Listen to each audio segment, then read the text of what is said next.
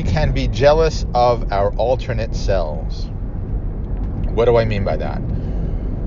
Well, so on my channel, I interview people who are trying to make something happen in the world. Either they've written a book and they're trying to get the word out there, they have some new solution of some sort, or some cause, and they're trying to make it happen. And so they're forward thinking. But a lot of times, those individuals, perhaps, but everyone, perhaps, is backward thinking. We're thinking, oh, if I only had done something differently, then I wouldn't have this situation. And it can be burdensome. It's a thought that can reoccur over and over again. Some regret, some mistake, some feeling that you made the wrong turn. And you, whatever you try, you can't seem to get rid of that recurring thought. So what I suggest is you give up. Yes, maybe you made the wrong turn. Yes, maybe you would have been rich or famous or have that person in your life or have removed that person from your life that you didn't want, if you only had chosen differently or if luck had gone a different way. And so what I'm suggesting is that you are jealous of an alternate version of you, assuming there are infinite quantum realities and you did make the right choice in some other reality, or luck did go your way in the other reality. And so you're feeling jealous of that person. Now, if you accept this view and you feel happy for that person and connect with how they're feeling with that success, and then just take the feeling, don't worry about the story or the trappings or the attachments that that person may have around it, right? Like I had a YouTube channel with 826,000 views on it, another one with 500,000 that are gone. They got deleted. And so, if you have some sense of a self or identity tied to something you've done or something you have, then you better hope it never goes away. You've got attachment. So what I'm saying is you connect to the feeling that alternate you has, and you can just take the feeling. It's offered to you. There you go. You got it. The other way to look at it is that there are no alternative dimensions. Or if there are, you're in this one. You could only exist in this one, right? We could only be having this conversation in this one. Are you making this reality the best possible reality that it can be? It doesn't have to be the best possible reality of all realities, just the best that it can be in this moment. And so then in this moment, you're like, okay, well, maybe I would have been happier if something had gone a different way. But it had to go the way it went. It could only have gone this way. And so we accept. And we stop trying to change the way it is. If you have a book or a cause or a solution that you want to share with the world, that you want to manifest, it's fine. I'm not saying don't do it. But I'm saying that if your happiness is contingent upon changing the past or the future, you're probably not living in the present, right? Because your happiness, you want to be happy, and you've pinned your happiness on going back in time, and you don't have a time machine, crossing to a parallel dimension, which thus far we can't do, except through the technique I showed you where you can attach to the sensations.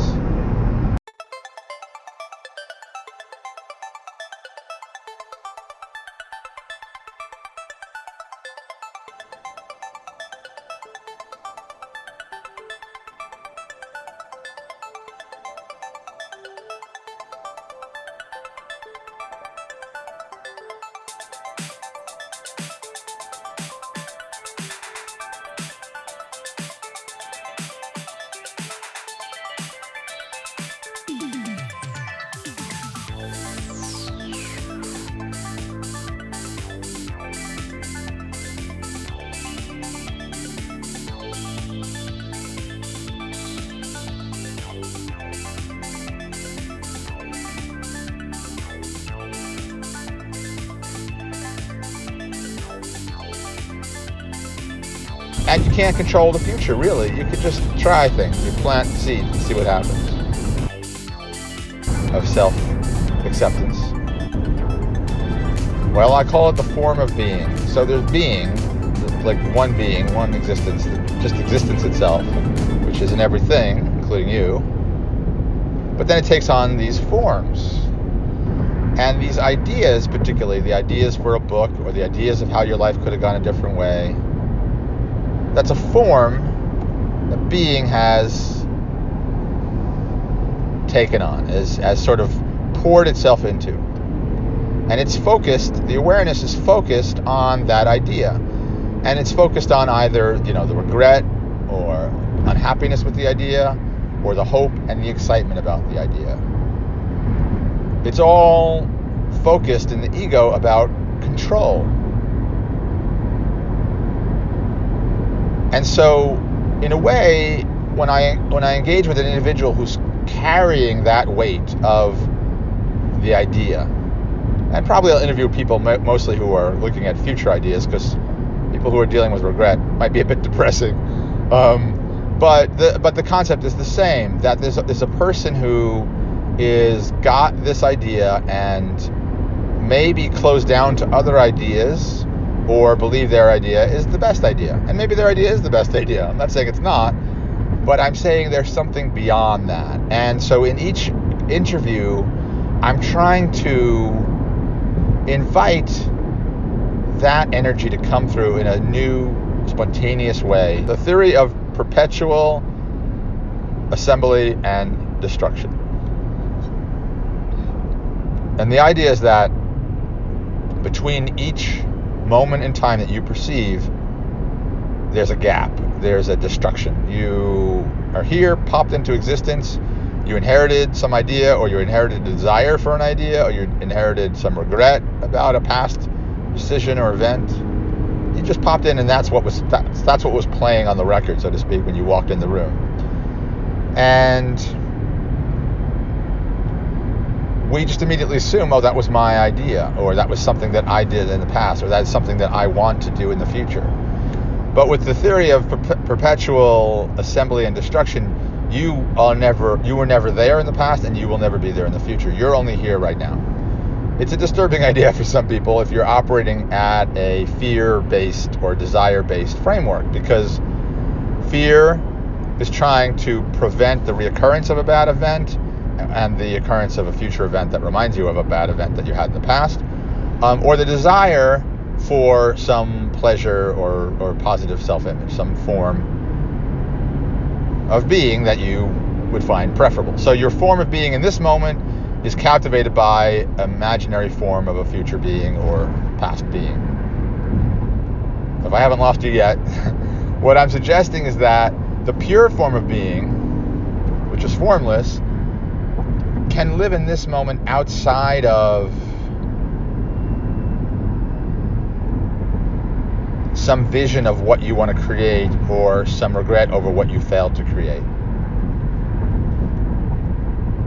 There it is. So if that interests you, I'd love to talk to you about your project or your book. Now, I know that most people have stopped listening by this point, and that's okay, because what I'm interested in is exploring the idea about ideas, the idea about identity in the context of the creation of an idea, whether it's a positive idea or an idea upon which we have regret or guilt or shame. And you can work it either way. It's just easier, I think, to work it on the realm of desire or vision, because it's a fun topic. The problem is, of course, with those things, you get very attached to them happening.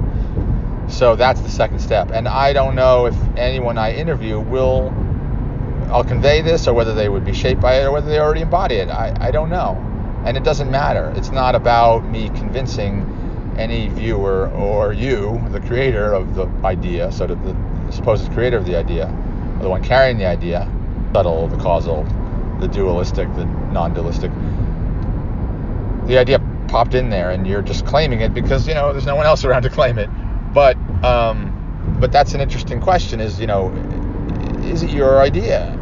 Who are you? If you're not your ideas, if you're not the creator of ideas, and if you're only going to exist for a moment, then who are you? And that is a thought that most people will just push away. But these are the questions that I'm interested in exploring for myself. And if you're interested too, then we can talk about them.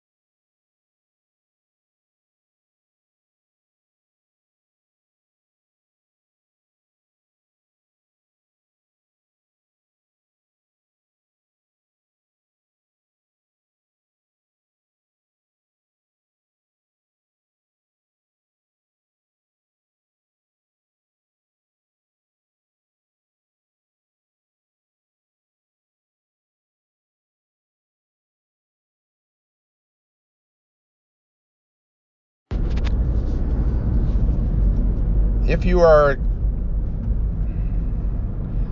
am going to send this video to a select few number of authors.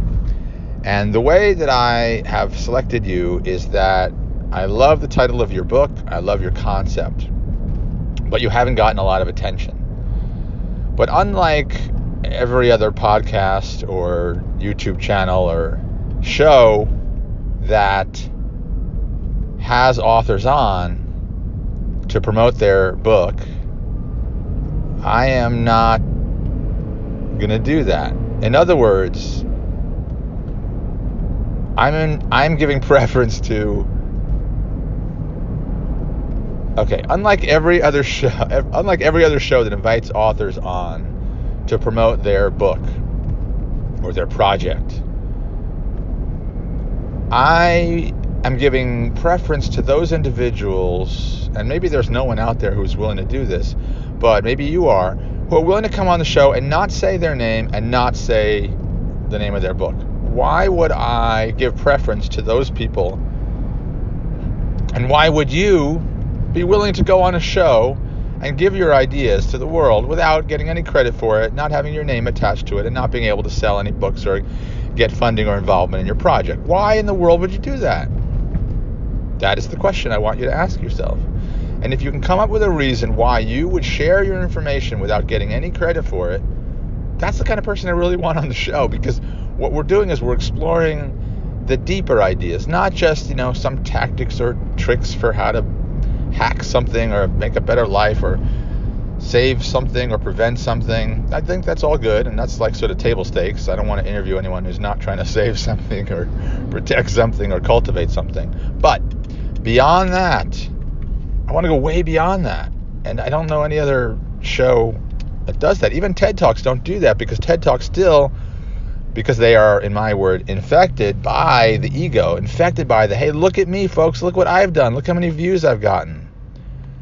We've been hijacked. Our entire intellectual and creative enterprise and product of this planet has been hijacked by the ego in the form of social media and metrics.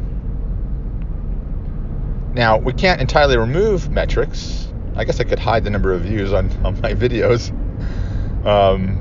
And certainly by telling people, hey, I've got 250,000 views on my channel, makes people a little more interested in coming on. And I've had over 1 million views on YouTube on my various channels. But so what? It doesn't mean your ideas are great. A cat walking across a wire can get 10,000 views in a day. It's not about the number of views. So that's the invitation. Most people are going to think this is a little wacky, or isn't worth their time. But if you can see a reason why you would promote your ideas, why you would want to share your ideas, your approach, your process, your vision, without getting any credit, without generating any kind of money or attention, then you'll come on my show. Now, yeah, if you insist that your name be out there and a link to your website or your book, I'm not going to rule you out. I'm interviewing somebody this weekend who, he wants to get his name out there. That's fine. But going forward, I'm not interested in playing that game. I just see the grasping involved, and information wants to be free. So if you agree with me, reach out, comment below, or email me, and I'd love to have you on the show.